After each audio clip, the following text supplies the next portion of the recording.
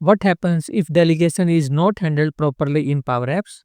Now imagine this. Your client just saved some important data, no errors, no warnings, everything looks fine. But when they return to view the saved records, the data is missing. They are confused and frustrated. Where is my data gone?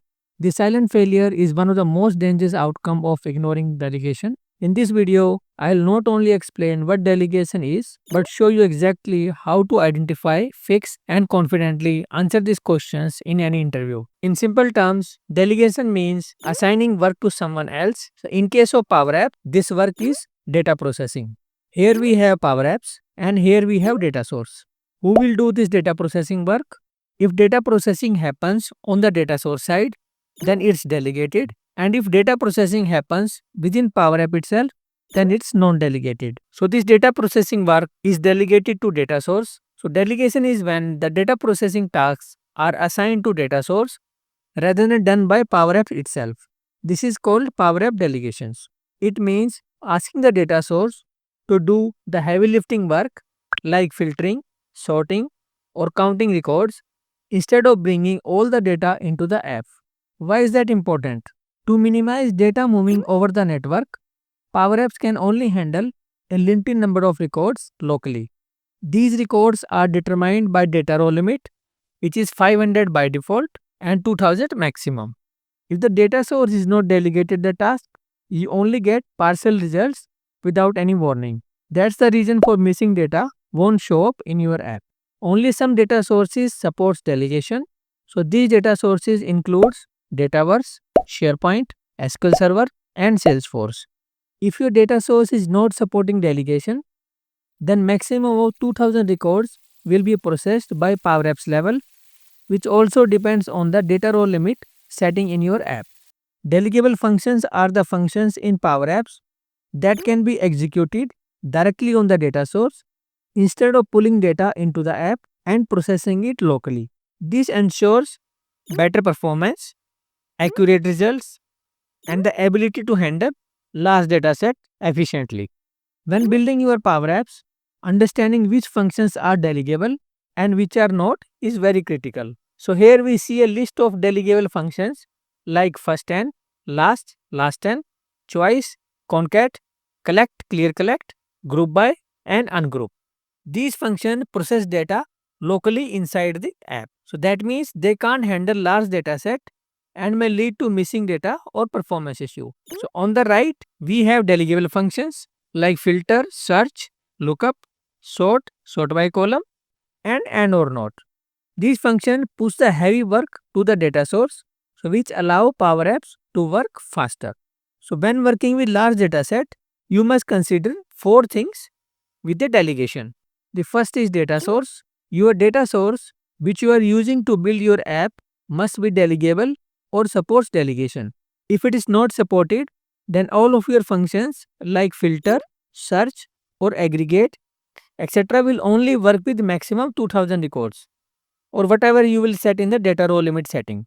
There are some functions which are not delegable, although your data source supports delegation, but some functions are not delegable. You have to write functions in such a way so that it will be delegable.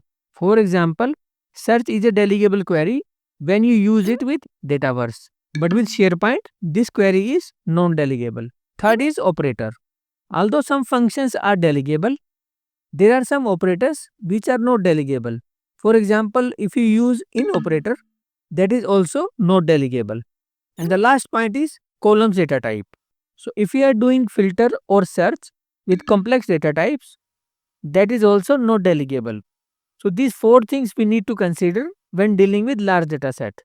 So interviewer may ask you what you will do with delegation warnings. So let's discuss some of the workaround for delegation. The first is reduce the dataset size. So before applying the non-delegable filter, use delegable filters to drastically reduce the dataset size. For example, filter by date range or other common criteria that are delegable so that it reduces the dataset size. IsBlank function does not support delegation in SharePoint, but we can use the blank function to achieve the same result by comparing employee to blank function. The search function does not support delegation in SharePoint, but we can use the start with function to get all the results where the start of the word matches the search string. Create views or filter table in data source itself and use only those views and tables with minimum records. So for SQL and data source, use Power Apps to call only those filtered datasets. So this pushes logic to the backend and avoid delegations altogether. The last one is use Power Automate for server-side logic. So when delegation can't be avoided, so trigger is a Power Automate flow from Power Apps to fetch the filtered data. Then Power Automate will return the filtered data in the format of JSON, and that JSON can be parsed into a collection in Power Apps. So another tip is to validate real testing, set the data row limit to 1. So then test the entire app. So any query which is not delegable will only return one result. So fix those queries and don't forget to set data row limit back to previous value. So let's see this from Microsoft documentation about delegation in detail. So this table is extracted from the Microsoft documentation. So let's look at the SharePoint first. See those comparison operators like greater than or less than. So that delegate fine with numbers and date time or complex data types, but not with the text or boolean. Similarly, is blank and updative or remove function does not work with text and complex data types. Second is Dataverse.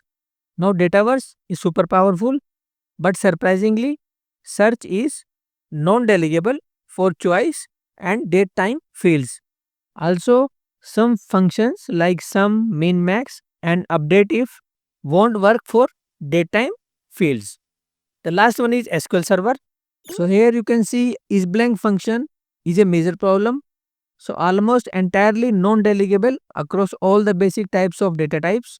Also be careful for search when using with boolean and datetime fields. So this is the Microsoft documentation which I have referred.